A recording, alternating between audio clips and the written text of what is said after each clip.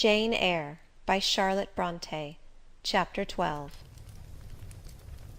The promise of a smooth career, which my first calm introduction to Thornfield Hall seemed to pledge, was not belied on a longer acquaintance with the place and its inmates.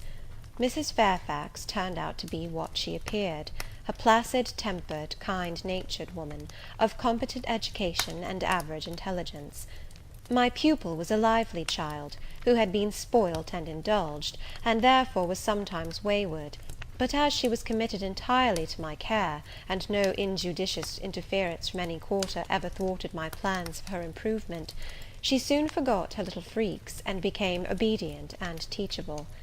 She had no great talents, no marked traits of character, no peculiar development of feeling or taste which raised her 1 inch above the ordinary level of childhood; but neither had she any deficiency or vice which sunk her below it.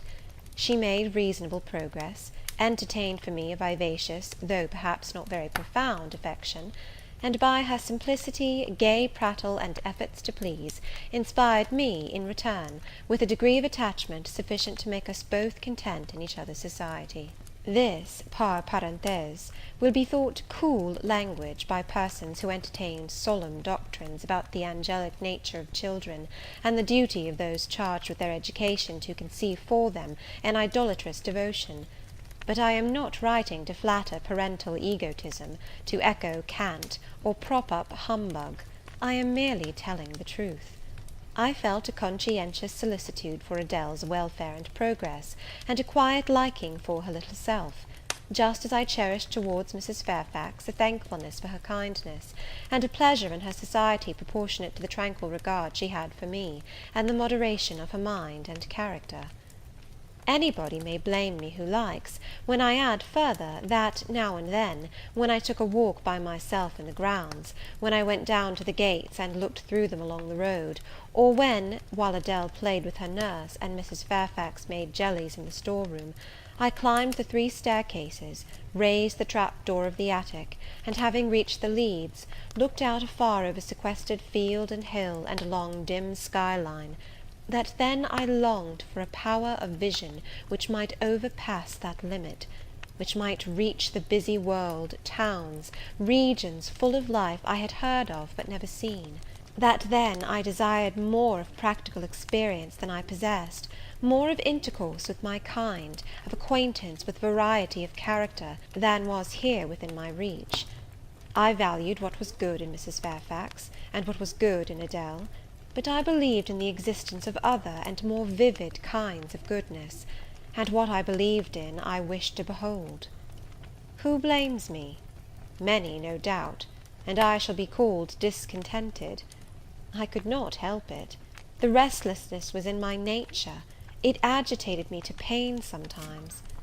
Then my sole relief was to walk along the corridor of the 3rd story, backwards and forwards, safe in the silence and solitude of the spot, and allow my mind's eye to dwell on whatever bright visions rose before it, and certainly they were many and glowing; to let my heart be heaved by the exultant movement, which, while it swelled it in trouble, expanded it with life; and, best of all, to open my inward ear to a tale that was never ended, a tale my imagination created, and narrated continuously, quickened with all of incident, life, fire, feeling, that I desired and had not in my actual existence.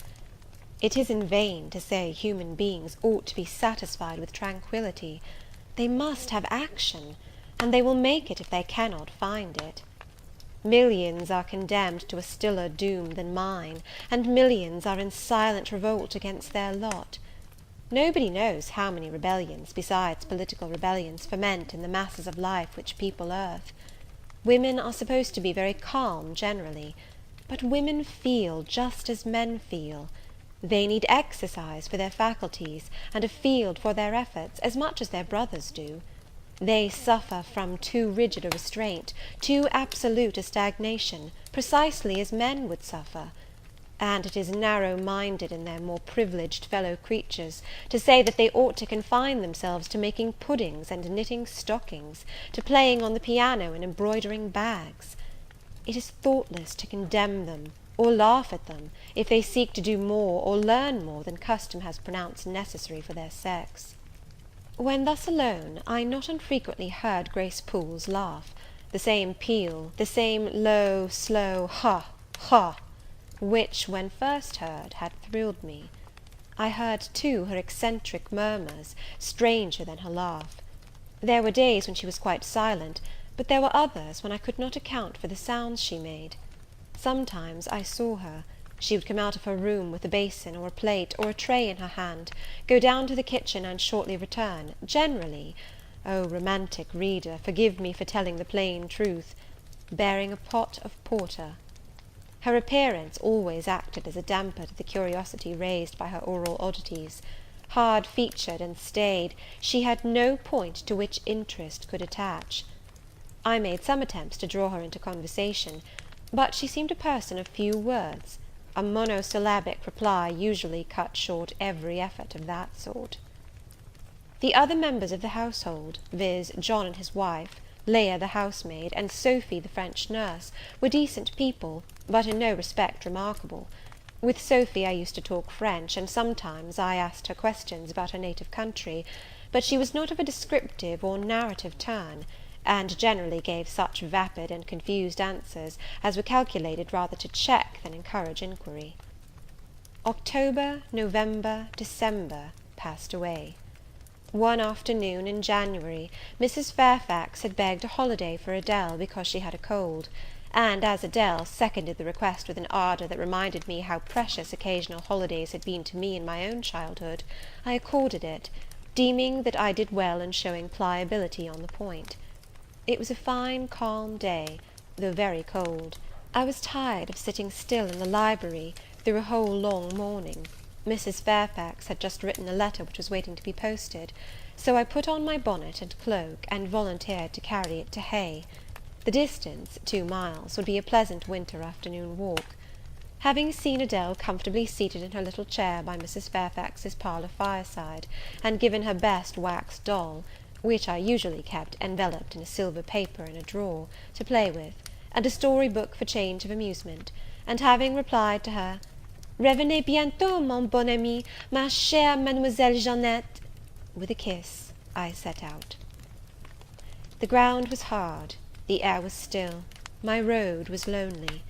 I walked fast till I got warm, and then I walked slowly to enjoy and analyze the species of pleasure brooding for me in the hour and situation. It was 3 o'clock. The church bell tolled as I passed under the belfry. The charm of the hour lay in its approaching dimness, in the low gliding and pale beaming sun. I was a mile from Thornfield, in a lane noted for wild roses in summer, for nuts and blackberries in autumn, and even now possessing a few coral treasures and hips and haws, but whose best winter delight lay in its utter solitude and leafless repose.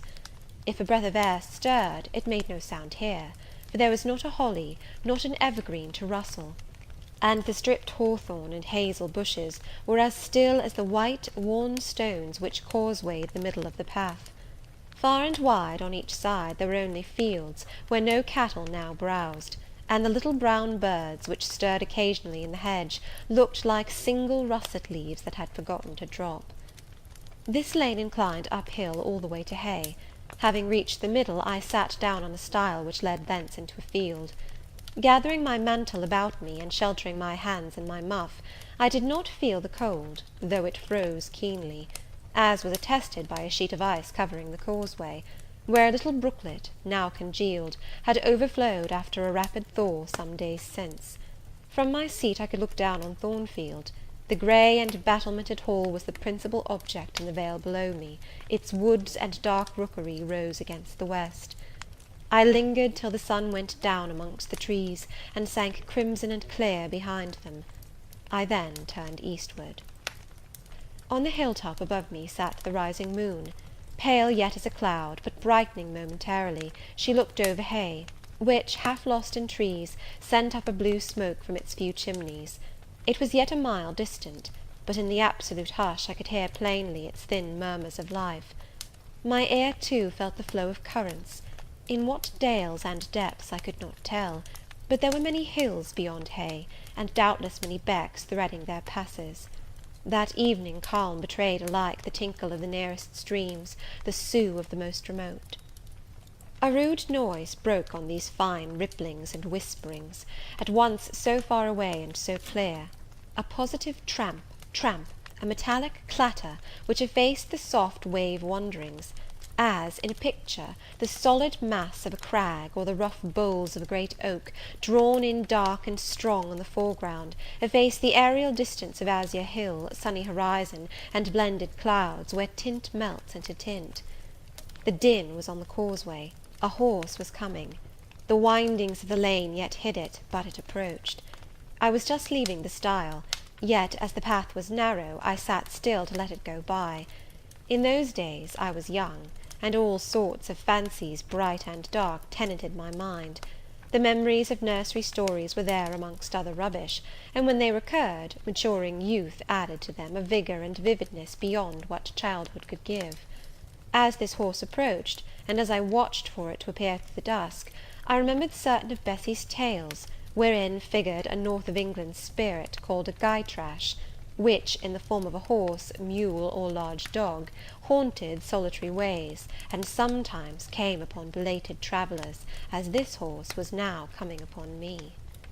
It was very near, but not yet in sight, when, in addition to the tramp, tramp, I heard a rush under the hedge, and close down by the hazel stems glided a great dog, whose black and white colour made him a distinct object against the trees. It was exactly one form of Bessie's Gytrash, a lion-like creature, with long hair and a huge head. It passed me, however, quietly enough, not staying to look up, with strange pretercanine eyes, in my face, as I half expected it would. The horse followed, a tall steed, and on its back a rider. The man, the human being, broke the spell at once. Nothing ever rode the Gytrash; it was always alone; and goblins, to my notions, though they might tenant the dumb carcasses of beasts, could scarce covet shelter in the commonplace human form. No Gytrash was this, only a traveller taking the short cut to Millcote. He passed, and I went on. A few steps, and I turned. A sliding sound, and an exclamation of "What the deuce is to do now?" and a clattering tumble arrested my attention. Man and horse were down; they had slipped on the sheet of ice which glazed the causeway. The dog came bounding back, and seeing his master in a predicament, and hearing the horse groan, barked till the evening hills echoed the sound, which was deep in proportion to his magnitude.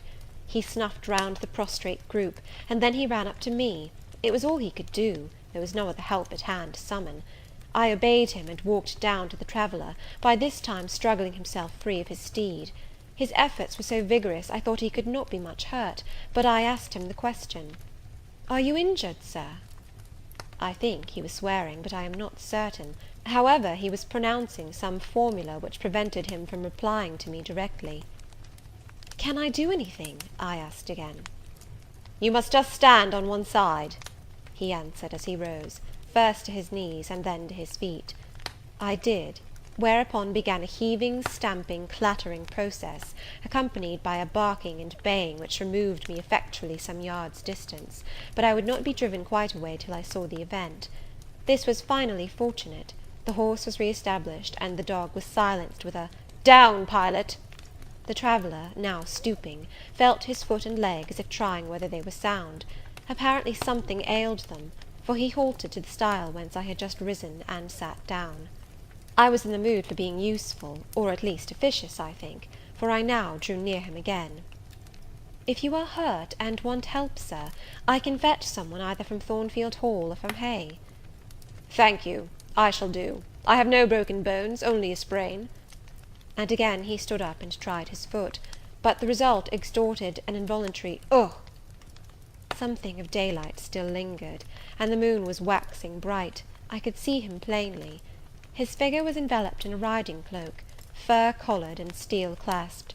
Its details were not apparent, but I traced the general points of middle height and considerable breadth of chest. He had a dark face, with stern features and a heavy brow. His eyes and gathered eyebrows looked ireful and thwarted just now. He was past youth, but had not reached middle age. Perhaps he might be 35. I felt no fear of him, and but little shyness. Had he been a handsome, heroic-looking young gentleman, I should not have dared to stand thus questioning him against his will, and offering my services unasked. I had hardly ever seen a handsome youth, never in my life spoken to one. I had a theoretical reverence and homage for beauty, elegance, gallantry, fascination; but had I met those qualities incarnate in masculine shape, I should have known instinctively that they neither had nor could have sympathy with anything in me, and should have shunned them as one would fire, lightning, or anything else that is bright but antipathetic.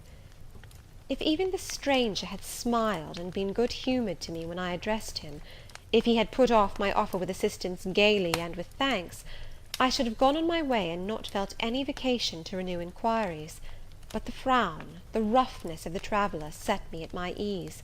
I retained my station when he waved me to go, and announced, "I cannot think of leaving you, Sir, at so late an hour, in this solitary lane, till I see you are fit to mount your horse."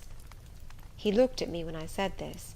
He had hardly turned his eyes in my direction before. "I should think you ought to be at home yourself," said he, "if you have a home in this neighbourhood. Where do you come from?" "From just below, and I am not at all afraid of being out late when it is moonlight.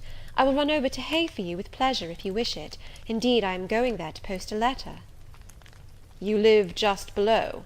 Do you mean at that house with the battlements?" pointing to Thornfield Hall, on which the moon cast a hoary gleam, bringing it out distinct and pale from the woods, that, by contrast with the western sky, now seemed one mass of shadow. "Yes, Sir." "Whose house is it?" "Mr. Rochester's." "Do you know Mr. Rochester?" "No, I have never seen him." "He is not resident, then?" "No." "Can you tell me where he is?" "I cannot." "You are not a servant at the Hall, of course? You are—" He stopped, ran his eye over my dress, which, as usual, was quite simple: a black merino cloak, a black beaver bonnet, neither of them half fine enough for a lady's maid. He seemed puzzled to decide what I was. I helped him. "I am the governess." "Ah, the governess," he repeated. "Deuce take me if I had not forgotten. The governess!" And again my raiment underwent scrutiny. In 2 minutes he rose from the stile. His face expressed pain when he tried to move. "I cannot commission you to fetch help," he said, "but you may help me a little yourself, if you will be so kind."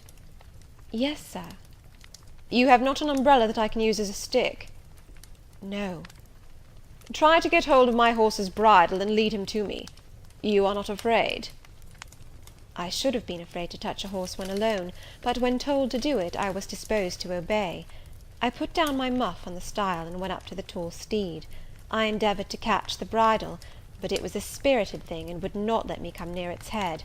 I made effort on effort, though in vain. Meantime I was mortally afraid of its trampling forefeet. The traveller waited and watched for some time, and at last he laughed. "I see," he said. "The mountain will never be brought to Mahomet, so all you can do is to aid Mahomet to go to the mountain. I must beg of you to come here." I came. "Excuse me," he continued, "necessity compels me to make you useful." He laid a heavy hand on my shoulder, and leaning on me with some stress, limped to his horse. Having once caught the bridle, he mastered it directly, and sprang to his saddle, grimacing grimly as he made the effort, for it wrenched his sprain. "Now," said he, releasing his under lip from a hard bite, "just hand me my whip. It lies there under the hedge." I sought it, and found it. "Thank you. Now make haste with a letter to Hay, and return as fast as you can." A touch of a spurred heel made his horse first start and rear, and then bound away. The dog rushed in his traces. All three vanished. Like heath that in the wilderness the wild wind whirls away. I took up my muff and walked on. The incident had occurred and was gone for me. It was an incident of no moment, no romance, no interest in a sense; yet it marked with change one single hour of a monotonous life. My help had been needed and claimed. I had given it. I was pleased to have done something. Trivial, transitory though the deed was, it was yet an active thing, and I was weary of an existence all passive. The new face, too, was like a new picture introduced to the gallery of memory, and it was dissimilar to all the others hanging there; firstly, because it was masculine, and secondly, because it was dark, strong, and stern. I had it still before me when I entered Hay, and slipped the letter into the post office.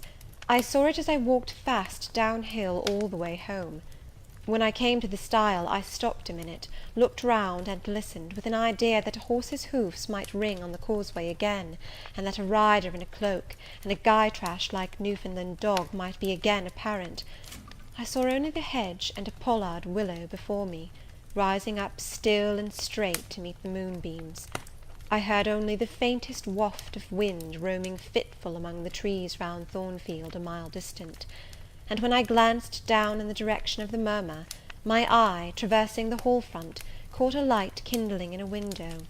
It reminded me that I was late, and I hurried on. I did not like re-entering Thornfield. To pass its threshold was to return to stagnation; to cross the silent hall, to ascend the darksome staircase, to seek my own lonely little room, and then to meet tranquil Mrs. Fairfax, and spend the long winter evening with her, and her only, was to quell wholly the faint excitement wakened by my walk; to slip again over my faculties the viewless fetters of a uniform and too still existence; of an existence whose very privileges of security and ease I was becoming incapable of appreciating.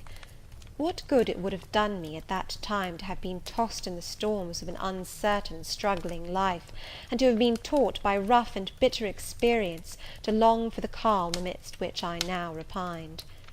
Yes, just as much good as it would do a man tired of sitting still in a too easy chair to take a long walk; and just as natural was the wish to stir, under my circumstances, as it would be under his.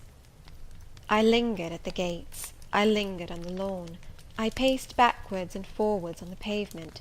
The shutters of the glass door were closed; I could not see into the interior; and both my eyes and spirit seemed drawn from the gloomy house, from the grey hollow filled with rayless cells, as it appeared to me, to that sky expanded before me, a blue sea absolved from taint of cloud, the moon ascending it in solemn march, her orb seeming to look up as she left the hill tops, from behind which she had come, far and farther below her, and aspired to the zenith, midnight dark in its fathomless depth and measureless distance; and for those trembling stars that followed her course, they made my heart tremble, my veins glow when I viewed them.